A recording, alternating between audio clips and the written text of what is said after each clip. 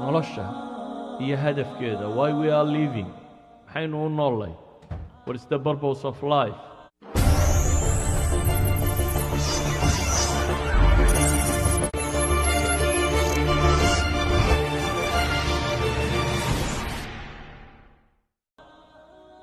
nolosha tan maxay tahay, danta laga leeyay,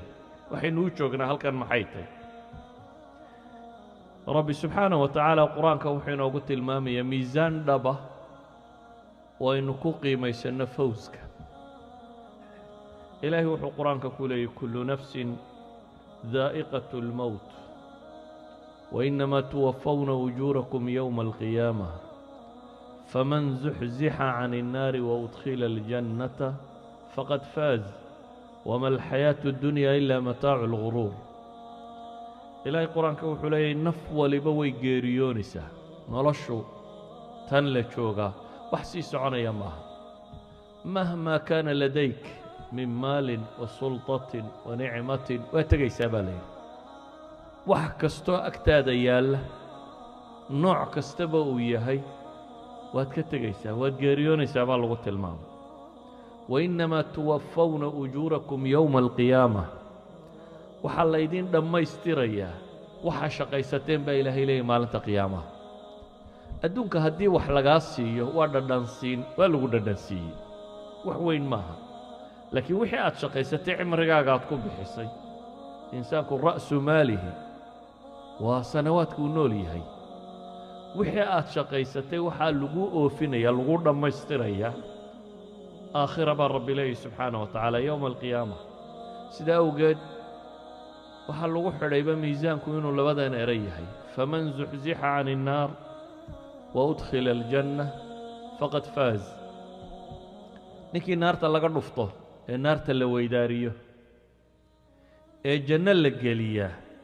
kaas baa guulaystay baa ilaahay yidhi subxaanaه wa tacaala. guusha dhabtaa qofka gaadhay waa qofka kan. markaas aayadda ilaahay haddana wuxuu ku gebagabeeyey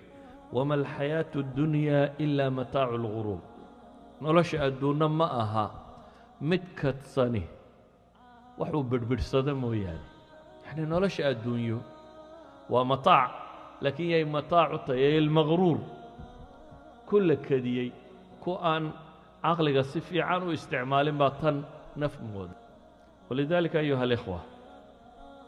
kow markaynu wax qiimaynayno waxaynu leenahay the whole life aan eegno, noloshoo dhan. adduunku waa qayb yaroo ka mida noloshaada. maraaxil bay noloshaadu maraysaa. maraad caloosha hooyadaa ku jirtay, maraad yareedoo soo koraysay, maraad geeriyootay, maraad xabaal ku jirto, mar lagu soo saaro lagu xisaabiyo, iyo dayn halkay ku gebagaboobaysoo ah laba meeloodoo bini aadamka loo qaybinayo meesha aad ka tegayso. ma jannaad aadaysaa mise naar baad aadaysaa? waa inaynu fahnaa markaa noloshan aynu joogno maxay macno samaysaa. qur-aanku wuxuu inoo sheegayaa noloshan inay tahay imtixaan, waa mowducu ibtilaa.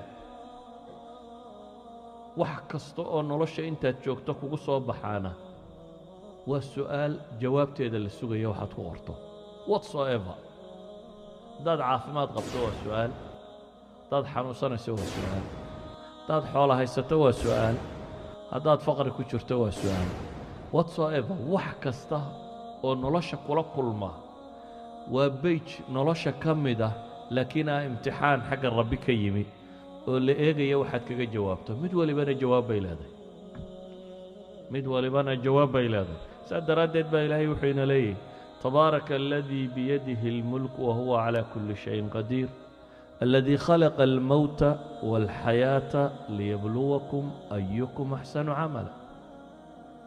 waxaa laynoo tilmaamay geerida iyo nolosha iyo waxaanoo dhammi macnaha qurhe looga dan leeyay inuu tahay liyabluwakum ayukum axsanu camala, in laydin tajribeeyo, laydin itixaamo. ilaahay markaa wuxuu ina leeyahy subxaanaه wa tacaala war adduunku inaa jacalnaa maa cala aradi ziinatan laha dhulka waxa kor saaran oo dhan waa qurxun baan dhulka uga dhigay baa ilaahay leeyahy oo maxaa looga dhigay linabluwahum ayuhum axsanu camala inaan dadka itixaamo kooda camal fiican baa ilaahay leeyahy subxaana wa tacaala marka ilaahay wuxuu leeyahy nolosha gebigeedba waxaan idin keenay in laydin itixaamo the purpose of life waa intaa waxa lagugu itixaamayaana waa maxay ee ugu horeeya waa takaaliif alxayaa waa cibaada ugu horeysa waayo insaanku bifitratihi bay yidhaahdaan ayuu caabidiyey laakiin waxaa lagugu itixaamayaa liman tuwajih alcibaadata ilayh cibaadada ayaad uga imanaysaa ilaahayna qur-aanka wuxuu ku tilmaamayaa dadka badh afara'ayta man ittakhada ilaahahu hawaah maaragta ka warran baa rabbi leeyahy kuwan ilaahooda ka dhigtay waxay caabudayaan waxay naftoodu doonto naftiisa waxa ay doontee kastuu ka dhigtay ayuha alikhwa markaa waxaynu leenahay noloshanaynu joogna iyadu guul kale ma leh noloshanaynu joogna waa imtixaan imtixaankaasina jawaabtiisa rasmiga ah adduunka bacdan minha in lagu horumariyo waa laga yaabaa nooc min alciqaabaat inay kugu dhacaan waa suurtagal nooc min annicma inaad hesho waa suurtagal laakiin waa a bit of it ma aha jawaabtii rasmigayd wainamaa tuwafawna baa la yidhi ujuurakum yowma alqiyaama waxbaa lagaa siiyey dunida intaad joogtay positive iyo negativekuu doonaba ha ahaado laakiin iyadoo rasmiya waxaad jawaabta helaysaa baa la yidhi maxay yowma alqiyaama walidaalika miqyaasku waxaynu leenahay guusha rasmiga ahi ma aha hebel baa lacag helay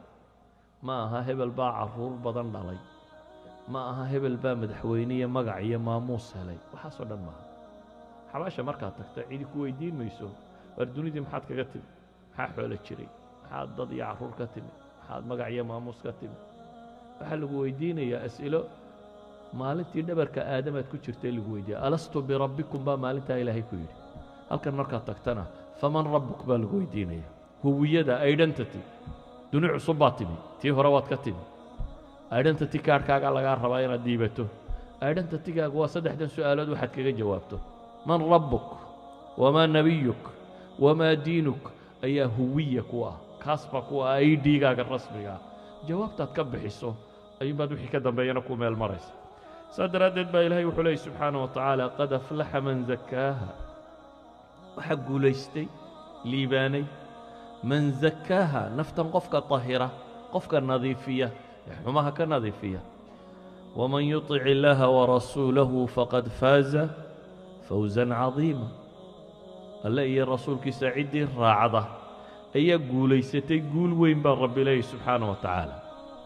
laa yastawi asxaabu الnaari وأصحاب الجنة أصحاب الجنة هم الفائزون إذن قرآنكو عدو فائزين كو شيغي وردن وأعماش آخرة دتك الليل قرآنكو وحاو فوز عظيم الشيغي وردن وآخرة دتك قوليستي ميزانك فوز كريلهي وحوين يلي فمن زحزح عن النار وأدخل الجنة فقد فاز وما الحياة الدنيا إلا متاع الغرور أيها الأحبة xilana noloshana si dhab u fahmo dadkana inuu nimi waa dad tani uu muuqdo dad soon wax ka dambeeya ma arkaan intooda badan tanaana qiimo u sameynaysa wax walbana tanuu ku miisaamaya yana sidoo kale inuu fikirin inaynu tan wax walba ku miisaano